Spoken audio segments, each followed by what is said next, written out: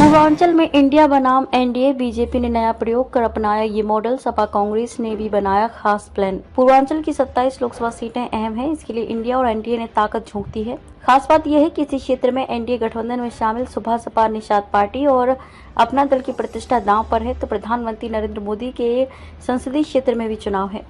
दूसरी तरफ इंडिया गठबंधन में शामिल तृणमूल कांग्रेस को एक और कांग्रेस को 5 सीटें मिली हैं। इन सीटों को पर कांग्रेस और सपा ने फ्रंटल संगठनों के पदाधिकारियों को उतार दिया है। पूर्वांचल की 27 लोकसभा सीटों पर एक एक वोट का हिसाब रखा जा रहा है। पश्चिम, मध्य और बुंदेलखंड में चुनाव होने के बाद यहां के ज्यादातर नेताओं को इन्हीं 27 सीटों पर उतार दिया गया है। भाजपा ने वाराणसी में महिला सम्मेलन के जरिए नया प्रयोग किया है, तो आसपास की सीटों पर प्रचार का नया मॉडल अपनाया है। पार्टी की ओर से पूर्वांचल की सीटों पर जल जीवन मिशन, मकान और शौचालय हित अन्य योजनाओं का लाभ पाने वाले लाभार्थियों की ब्लॉकवार सूची निकाली गई है। इस सूची के जरिए मतदाताओं तक पहुंचकर उन्हें समझाने का प्रयास किया जा रहा है। हर विधानसभा को 3 से 4 हिस्से में बांटकर वरिष्ठ नेताओं की मौजूदगी में बैठकें की जा रही हैं। इतना ही नहीं, पार्टी ने नई रणनीति के तहत समूह बैठक तय की। इसमें डॉक्टर, इंजीनियर, कपड़ा कारोबारी, दवा व्यापारी की बैठकें तय की गई हैं। उदाहरण के लिए चिकित्सा एवं स्वास्थ्य क्षेत्र में कार्यरत नेताओं को इस क्षेत्र के लोगों से मिलने का लक्ष्य दिया है। इसके लिए बाकायदा विधानसभा क्षेत्रवार सूची सौंपी गई है। खास बात यह है कि पिछड़े वर्ग पर ज्यादा फोकस किया गया है। यही वजह है कि पिछड़े वर्ग की जहां जिस जाति की आबादी है, उस क्षेत्र में उसी बिरादरी के नेताओं को भेजा गया है। भाजपा पिछड़ा वर्ग काशी क्षेत्र के महामंत्री सुभाष कुशवाहा ने बताया कि वाराणसी और आसपास की सीटों पर इटावा, एटा और फर्रुखाबाद, मैनपुरी सहित सैफई के आसपास के यादव नेताओं को उतार दिया गया है।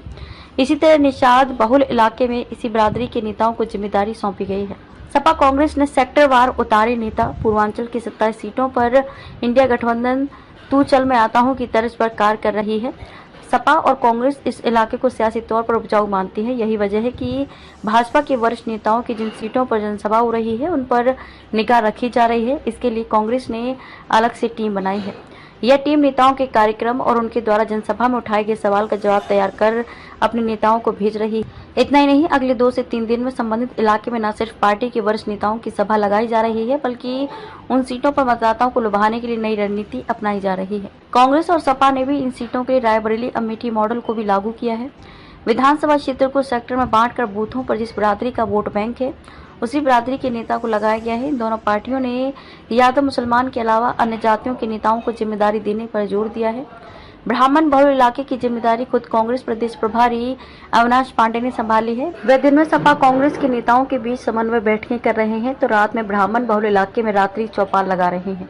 इसी तरह सपा पिछड़ा वर्ग प्रकोष्ठ के प्रदेश अध्यक्ष डॉक्टर राजपाल कश्यप निषाद कश्यप बिंद बिरादरी के बीच रात्रिकालीन बैठकें करने में जुटे हैं।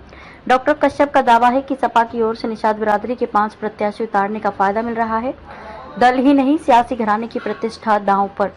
6वें चरण की 14 सीटें और 7वें चरण की 13 सीटों पर कई दिग्गज मैदान में हैं।